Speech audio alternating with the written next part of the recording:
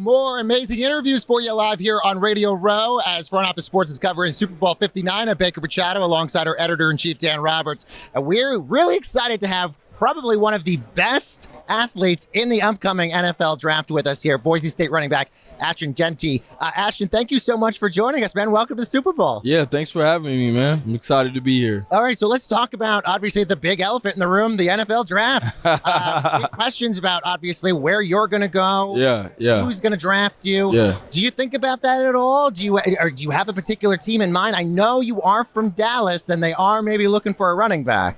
Yeah. I do think about it a lot. You know, it's kind of on my mind every day. It's hard not to think about it, right? Well, life's exactly. It's a big, decision, right, for those teams. But you talk about Dallas. I mean, I think that would be a great opportunity. Obviously, growing up in the area, but any team that drafts me, I'd love to play for them because it's a great opportunity.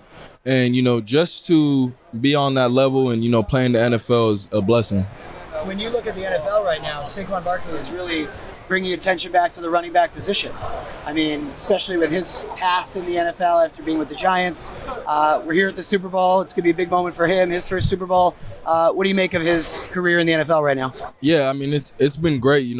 I've been watching him since he was at Penn State. He's been an exceptional player, and I always hoped that he'd come into a great situation to really be able to show his talents, and that's exactly what happened.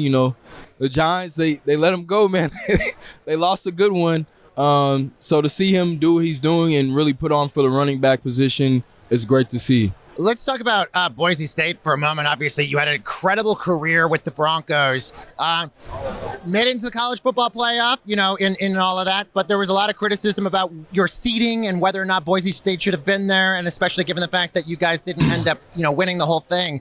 What was your sort of take on the whole college football playoff atmosphere, and do you feel that their criticism was justified on the team of how Boise State did? Yeah, I think when you look at, the college football landscape and the 12-team playoffs, you got to look at, how they structured it. The way they structured it was, the conference champions, they get a bye. So we did exactly what we were supposed to do in the system. And I get the criticism. Yeah, some teams who, might have played better competition throughout the season. I get it, right? That's a real thing. But when you look at what we did what we were supposed to get into the 12-team playoffs. So you can't be mad at us for that. So be mad at the system more than anything. And do I think it could be better in certain ways? I definitely do. And, college football continues to evolve and change. And I'm sure that's something in the future that they will, make better.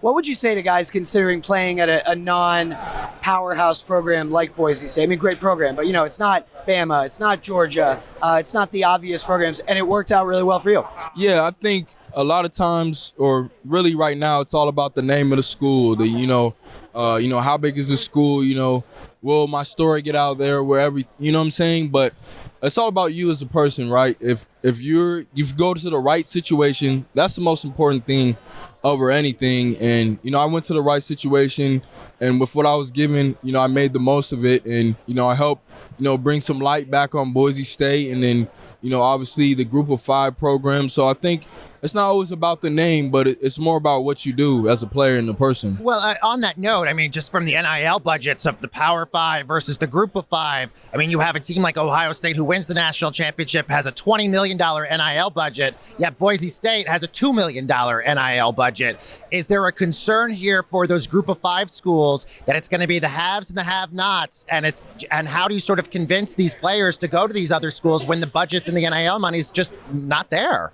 Yeah, I think money is money. It's going to be hard to, get these young guys to come to your school if they're not being offered the amount that they want, and they know they can go somewhere else and get offered those amount. But I think the thing that, is kind of the, recruiting right now for the Group of 5s is the development, right? You look at a player like me who went through Boise State, I was able to develop, right? And that's the most important thing, is to be able to play on the next level, right? The money you get right now is cool, it's great, but the money you'll get in the NFL, that's life-changing. That's generational. You have a very good head on your shoulders about all this, Ashton. I appreciate it. One more NIL question for you. What have you learned either about money or spending or dealing with business deals that come your way in the last year? Because, you know, when you're in the Heisman conversation, like brands are knocking down your door to try and do stuff with you and get you to hawk their products. Yeah, first things first, you can't spend all that money. You got to pay taxes.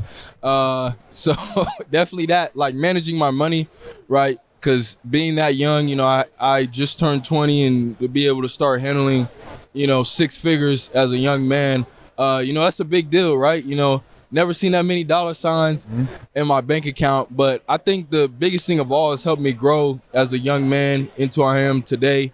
More responsibility, right, is what it comes with. So building a team around me to help me manage everything, and yeah, just building generational wealth right now before I even step into the NFL. And then obviously, you know, working with these brands and being able to market myself and, you know, make connections and network, I think also has been very big. After next season, Boise State is joining a newly revamped Pac-12 conference.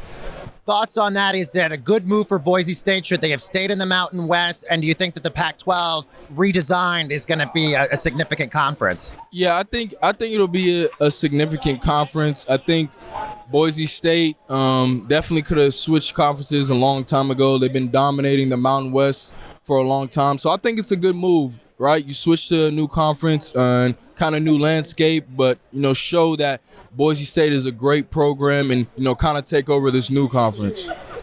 One last question before we get out of here, Ashton, before we talk about your partnership with Sharpie also.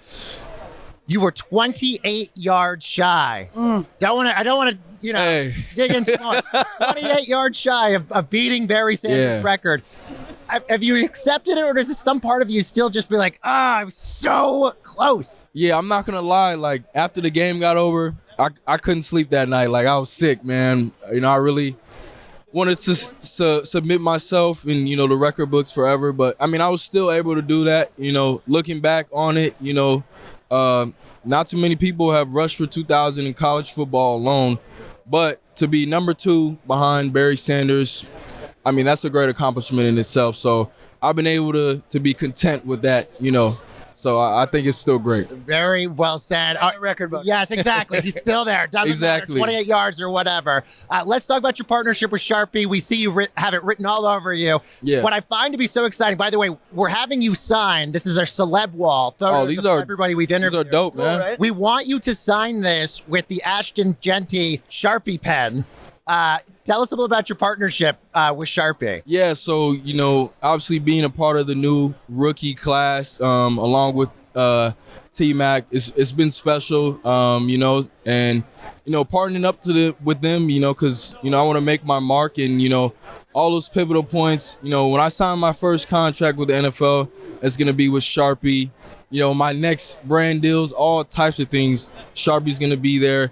They're going to be the brand that's supporting me, and, you know, they're doing a great job in the game, you know, creating this new S-Gel pen.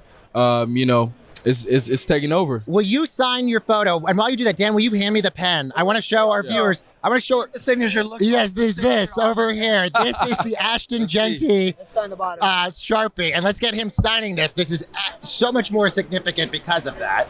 It adds, you know, an extra added touch when it's the sponsor is on the photo. But of course, Ashton, we're so excited for your future.